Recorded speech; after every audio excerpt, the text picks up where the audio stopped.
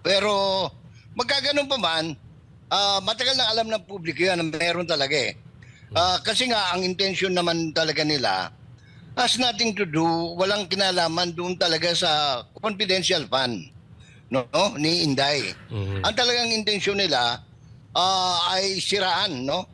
Kasi kahit natingnan mo yung second article of impeachment na pinasa ng 50 complainant daw, no? Mula sa Makabayan Black, ay walang ano doon, puro paninirang puri lang talaga. Yung plano nila, no? Yung stick to the plan. May magpapile galing sa labas, may magpapile yung mga komunista, no? Pagkatapos may magpapile na supposed to be yung mga taga Quadcom, no? Yung mga taga good government. So yun ang inaantay. Kasi ang balak nila, i-consolidate nila yan. Unfortunately, wala talaga, alam ng Quadcom, mapapahiya lang sila. So, hindi nila tinuloy. Hanggang ngayon, dumaan na yung Lunes, magmamartes na bukas. Kaduda-duda eh. Actually, dumaan na yung last week, ano? Oo. Unang-una, siguro, nag-aantay ng signal yung Secretary General, but they cannot, hindi nila pwedeng ipagpaliban yan o patagalin pa. No? Kasi merong ano yan eh, merong timeline yan sa ngayon sa regulasyon, no? Kung ilang araw, hindi nila pwedeng ipitin yan kasi ang complainant hindi tagaloob. Di kalabas eh, member ng Evil Society, Civil Society, no? Oo. They have to submit that to the, anong tawag nito? Kasi nga, ganito yung drama nila eh, yung plano nila, no? Yung stick to the plan. May magpapile galing sa labas, may magpapile yung mga komunista, no? Pagkatapos may magpapile na supposed to be yung mga taga Quadcom, no? Yung mga taga good government. So yun ang inaantay. Kasi ang balak nila, i-consolidate nila yan. Unfortunately, wala talaga, alam ng Quadcom, mapapahiya lang sila. So, hindi nila tinuloy. Wala, in fact, wala nga eh. Nakakatuwa nga yung si Mr. Chua, no? Sabi niya, ano na ito, summary na pagkatapos, pero bukas pa. No? Hindi malaman kung anong tawag nito eh, anong klaseng kabubuhan meron, ano? Pero be that as it may, they have to attend, kung ano yung na-submit, kailangan matransmit na yan, no? And they have no choice but to transmit it within the week. The longer it is delayed, wala, mas lalo na silang hindi aabutan sa kanilang kalendaryo dahil nung na-file yung sa Akbayan at saka yung sa Civil Society, 20 working days na lang natitira, 20 session days. Na-delay yan, nagsampa pa yung yung mga alagang komunista ni Speaker, no? Yung grupo ng Makabulok, Makabayan. So, anong tawag nito? Mas lalo nang na-delay. So, ano yan, from the very start naman, sa oras pa lang, sa technical pa lang, wala na sila eh. Kulang sa oras. Pag tinignan mo yung unang complaint na dapat yun ang unahin talaga na natingnan, talaga ibabasura mo yun dahil walang substance. No, walang kwan talaga. Tama siya siguro sa forma, dahil abogado nag-prepare, pero yung sustansya ng complaint, wala ka talagang mapipili doon na sustansya. Tsaka Boss Jay, may dagdag ko lang. Anong magiging basihan nila sa pagpapa-impeach kay Inday Sara kung hindi man nila natanong yung tao doon sa kanilang hearing? Matatandaan natin nag-take ng oath si Madam VP. Correct. Maghapon siyang nandoon pero wala namang tinanong sa kanya ni isa. Doon sa mga issues nila, and then ngayon, siya yung ipa-impeach nila. Kaya nga, yung good government, hindi na nagsampay. Yun ang inaantay actually ng SecGen eh. Yung pangatlo, wala na sila ipapile eh. Because, alam nila, wala silang kaso. Ang mangyayari dyan, pag dumating sa House Committee on Justice, the same people who are members of the Justice Committee, itong mga taga-good government, hindi nila ma-justify yung complaint nila in terms of substance. Tsaka masisilip at masisilip, Boss Jay, no? Kasi magkano lang itong confidential funds sa pinag-uusapan natin under sa VP, sa opisina ni VP eh. Noong 2023, Yes, kumpara ito sa sa confidential funds ng Office of the President, ng Department of Justice, at kung sino-sino pang may mga confidential funds. Kung sa Office of the President, mga 2.7% lang yan. Mababa, Imagine. no? Mababa masyado. Wala pang 5% sa confidential fund. And remember, yung 125 million na yan, pera pa rin ng Office of the President. Kaya kung meron dapat magpaliwanag diyan, kaya sila hindi nila pwedeng i-file ang impeachment eh. Because pag pinali ng impeachment, automatic they have to file an impeachment against the President because the funds came from the Office of the President. Kaya naman, Kaya hindi natuloy yung pangatlo. Kaya naman, Sir Jay, itong nakikita natin dito sa media ngayon, ang usapin ngayon, alam nyo kung anong galit na galit dito ngayon? Yung mga komunista, di umano, at saka yung mga dilawan. Kasi Correct. gigil sila yung nauna, yung sa akbayan, Oo, gigil na gigil sila mag-away-away. Ngayon biglang promeno. Kaya itong mga wala na. Alam naman natin itong dilaw, wala na eh. Sila yung ngayon. Wala na. Gigil sila.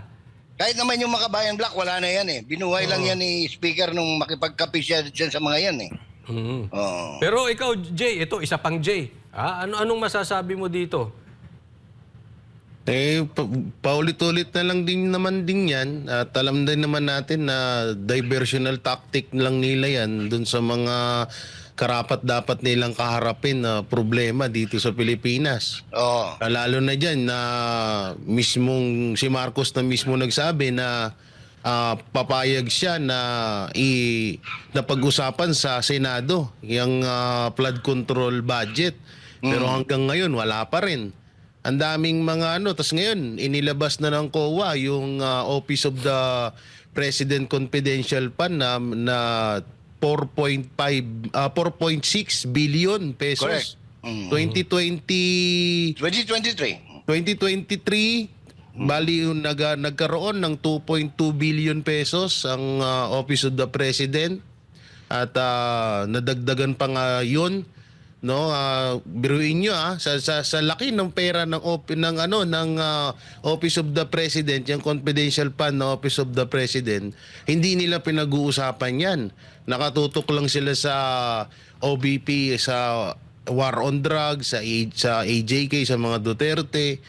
Diba? Kaya matatawag talaga natin na isang diversional tactic yan para para matabunan at hindi mapansin ng ibang mga Kung ano man yung kung ano yung mga karapat dapat na mapag-usapan diyan. Buti nga kamo inilabas ng COA eh. No? At ewan ko, yung ibang mainstream media hindi binabalita yan, yung nilabas ng COA na yan. Speaking of mainstream yung media, mainstream. meron lang akong tanong sa'yo, Sir Jay, kasi mainstream media, matagal ka na sa mainstream media. Iniiwasan, 40 years, sa aking tingin, kung tatanungin man nila, iniiwasan kasi yung tanong na, bakit hindi nyo imbestigahan yung iba pang offices, 400 yan, including the Office of the President. Minsan tatanong nila yan, pero para lang masabing may natanong eh. Anong masasabi mo ngayon na pulso ng media? Bakit parang may kakaiba rito? Sa totoo lang na siya ako, may naglabas na dalawa. Yung GMA online at saka yung Inquirer.net, no? Puro mga online ito. Pero not on the free-to-air channel, Tama. Hindi sa free-to-air na radyo at hindi rin sa free-to-air na may masabi lang, television. No? Oo. Para masabi lang na, oops, anong tawag nito? Hindi kami anong tawag ito? Hindi kami nakasiper ang bibig, no? Pero magkaganon pa man, matagal na alam ng publiko yan na meron talaga eh. Kasi nga, ang intention naman talaga nila has nothing to do, walang kinalaman doon talaga sa confidential fund, no? Ni Inday. Ang talagang intensyon nila ay siraan, no? Kasi kahit natingnan mo yung second article of impeachment na pinasa ng 50 complainant daw, no? mula sa Makabayan Block, ay walang ano doon, puro paninirang puri lang talaga. No? Yun naman talaga intensyon na alam nilang hindi obra, hindi papasa. So what they did, nag-enumerate sila ng katakot-takot na kasinungalingan that they cannot substantiate even at the committee level of the House of Representatives. No? Ngayon, ito pa ang siste. Saan ka nakakita, ang presidente, sinabi niya, huwag nyo nang ituloy yan dahil hindi naman importante. Whether he was referring to the impeachment or referring to Inday as unimportant, no? Pwedeng both. Ngayon, ito namang mga anong mga presidensya nangangalap na kami ng pirma para maidiretso ito sa Senado. Di ba? So tingnan mo yung kawalangyaan eh. Iba yung sinasabi ni Mr. Marcos, iba yung sinasabi ng mga bataan ni Speaker Romualdez. Na talagang nananadya sila. Talagang gusto nila talaga siraan at siraan si Inday. And ang problema, kahit na gusto nilang i-atras yung impeachment, na inatras naman nila, hindi na, kasi kung meron magsasampa niyan, yung Good Government and Public Accountability Committee. Wala silang choice ngayon kung hindi ituloy yan because there are 2 complaints na galing sa private sector.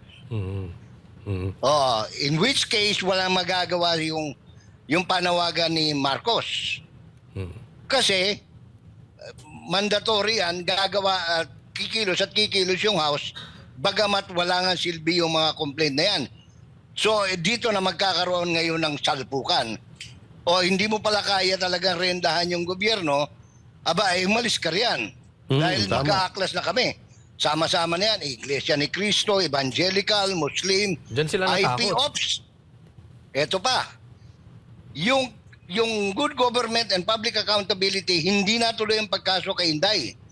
Pero yung mga katutubo na galing ng Davao, pumunta ng Maynila kanina at isinampa yung kaso laban kay Franz Castro Yun lang.